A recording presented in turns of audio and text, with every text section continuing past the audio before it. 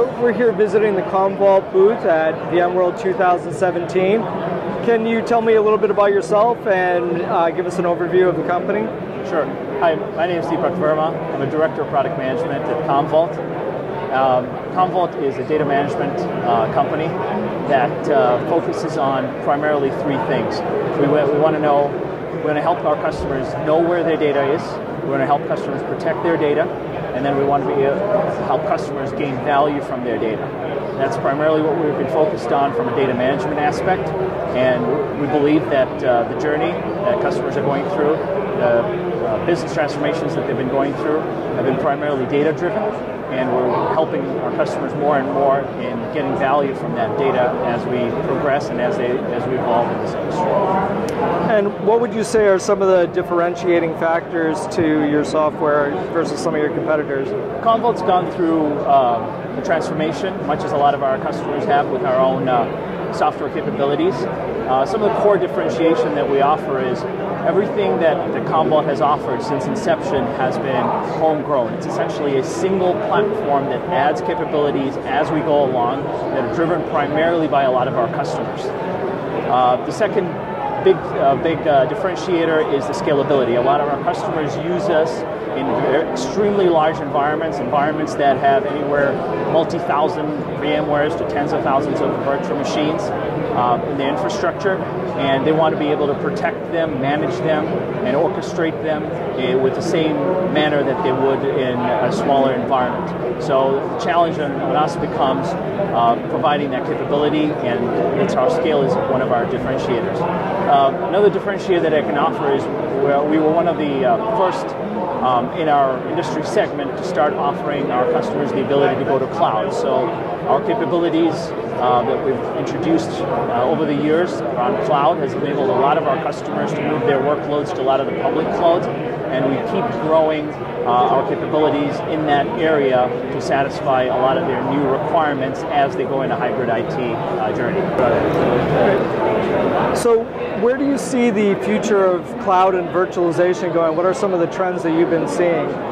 I believe that the future of cloud and virtualization is already here. It's present. A lot of our customers have gone through the transformation, and what I've been noticing as I've attended the sessions and gone around the booths and talked to a lot of customers and prospects has been that this is becoming more reality. In terms of future, I think it's more about gaining value from what the cloud has to offer. So we've got elasticity, we've got all the cost reduction that the cloud has to offer, and what we're seeing is trends around where they can apply those specific use cases in gaining value from the cloud. So for example, disaster recovery, how kind of replacing some of the traditional costly on-premises structures with cloud, or being able to move workloads, expand and reduce workloads to and from cloud in a dynamic manner. So both us and what I believe the future of the industry will be around being able to treat the hybrid infrastructure as a single entity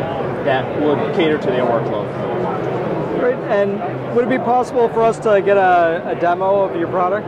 Absolutely. So what are you going to show us? So today what I'm going to show is our fairly new administration console that's designed specifically for virtualization and cloud workloads. And I'm going to show how easy it is to move a workload to cloud, whether it's for backup purposes or for migration or for DR purposes. So this is our administration console. It gives a really good dashboard to a virtualized environment of all the servers, the jobs that are running, a quick view into your environment. And as you can see, we support a number of hypervisors, including VMware. So one of the questions that I often get asked by a lot of customers is how easy or difficult is it to move to cloud? And what we've done with the integration to a lot of cloud vendors and made it as simple as adding either a disk or a tape library. Very simply, you can add cloud storage. We enter the type of storage. As you can see, we support a lot of different cloud platforms. All the major ones are supported. We can give it a name, enter your credentials, and hit create. I don't have those right now, so I'm just going to show you some of the ones that we've created. If, for example, this demo station that's running over here, we've had multiple connections to S3 buckets. We've got Azure in there, as well as local disk library. So from a protection policy standpoint, it's as simple as entering your credentials, and you can start writing data immediately to the cloud, creating your initial hybrid infrastructure. Right. The second most interesting component that folks find in our platform is how we're approaching data protection, if you will, and just data management in general. What we've done is aligned our plans to business SLAs. So you may have a service level where certain applications, tier 1 applications, maybe need a copy on-prem X number of times a day, may need a copy on cloud from destination, either as a static copy or as a continual disaster recovery copy. So what we've done is essentially built that into a very easy to use plan that can be reused. It can be created once and reused. So the typical use case might be a gold plan, a silver plan, a bronze plan that have different RPOs, RTOs associated for both on-premises and to a hybrid cloud, and that can be all done from a simple interface. Instead of doing data domain replication. So the other thing I wanted to illustrate was the different plans. We've been using this as a test station at the booth, and as you can see, we've got a number of plans here, anywhere from replication to just writing to cloud. It's pretty easy to create a plan,